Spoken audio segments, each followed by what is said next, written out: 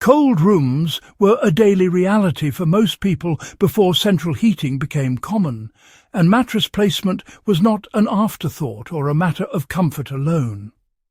It was a deliberate thermal strategy shaped by centuries of lived experience. For those who care about historical accuracy, survival practices, and practical wisdom that still applies today, this topic deserves serious attention.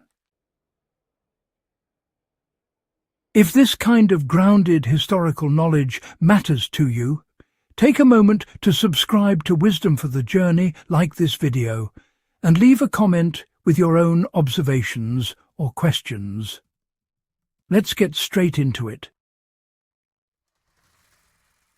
Placing the mattress away from exterior walls reduced conductive heat loss. One of the most consistent practices across Europe and North America was keeping beds off exterior walls.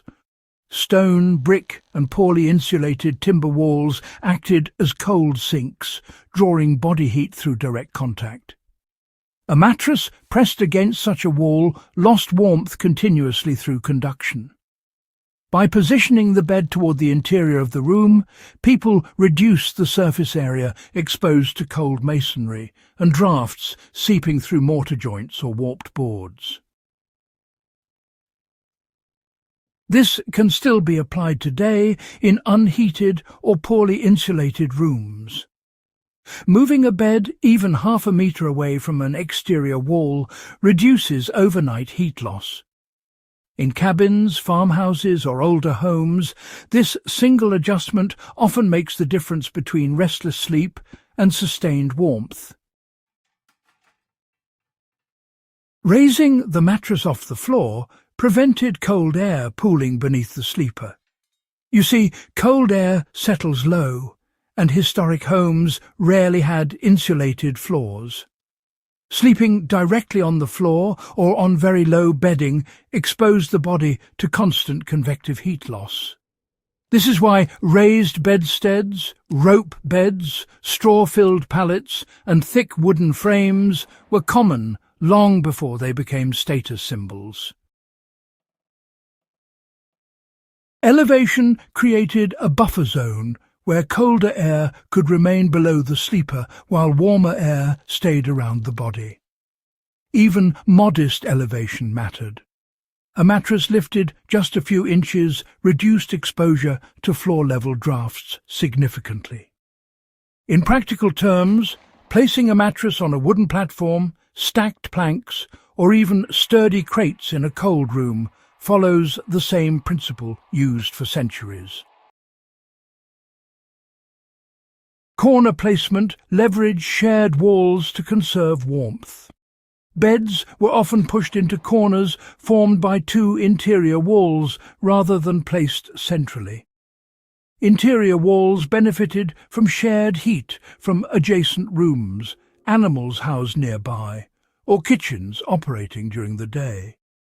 A mattress placed in such a corner gained passive warmth from both sides and was shielded from cross-drafts that swept across open spaces. You know, this approach can absolutely be replicated in modern settings by placing beds against interior corners, especially in homes where heating is, well, a bit intermittent or only available in certain rooms. The effect is subtle, sure, but it really adds up over the course of a long winter night. Aligning mattress placement with heat sources, that was a clever way to maximize residual warmth. Fireplaces, masonry stoves, and kitchen hearths weren't usually kept burning all night, but their leftover heat still made a difference.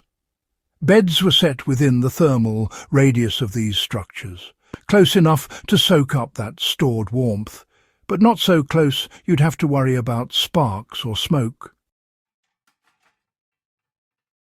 In practical terms, masonry holds on to heat long after the flames have gone out. Sleeping near something like that meant your mattress would absorb and hold warmth for hours. This principle honestly still holds true with modern wood stoves, brick chimneys, and even those big appliances that give off heat in the evening. Strategic placement lets you benefit from passive heat transfer, all without using any extra energy. Reducing exposure to drafts was, absolutely central when it came to mattress positioning. Historic homes, they were draft-heavy by modern standards. Gaps around doors, windows and floorboards created this constant air movement that just stripped warmth from the bedding. So, mattress placement avoided direct alignment with doors, windows and those common airflow paths.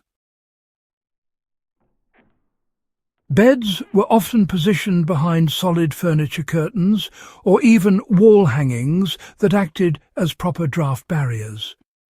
This wasn't about decoration, but rather it was purely functional. In today's context, placing a mattress away from window lines and doorways, or using heavy furniture as a windbreak, actually mirrors these older methods quite effectively. Wall materials, believe it or not, influenced how mattresses were positioned. Folks understood, often just by intuition, that not all walls behaved the same. Timber walls, for instance, warmed up faster than stone. Plaster over lath retained heat better than bare masonry. So, as a result, mattresses were placed against the warmer wall types when interior placement was, unavoidable. In survival or off-grid settings, recognizing which surfaces radiate cold or warmth helps determine optimal sleeping arrangements. Even modern concrete walls behave more like old stone than insulated drywall, and, mattress placement should account for that reality. Mattress orientation controlled heat retention across the body. Orientation mattered as much as location. Sleeping lengthwise along a wall minimized surface area exposed to cold air compared to positioning the bed perpendicular to drafts. This reduced uneven cooling across the body, especially at the feet, which are more vulnerable to heat loss. This principle remains practical. Aligning the long side of a mattress parallel to warmer walls or heat-retaining surfaces improves thermal balance throughout the night. All of these methods function without electricity, modern insulation or synthetic materials. They rely on understanding heat movement, air behavior and building materials. In emergency situations, cold weather camping indoors or energy-constrained living, mattress placement becomes a low-effort, high-impact adjustment. Raising the mattress, moving it away from exterior walls, choosing interior corners, aligning with residual heat sources and blocking drafts replicate strategies refined over generations. These are not outdated habits, but proven thermal practices. Mattress placement was once part of a broader system of winter living knowledge that prioritized efficiency and survival. Relearning it connects us to that tradition and gives us tools that still work when modern systems fail. If you value this kind of practical historical insight, subscribe to Wisdom for the Journey, share this guide with others who care about serious history and survival knowledge, and leave a comment with how you've applied or plan to apply these techniques. Your engagement keeps this knowledge alive and useful.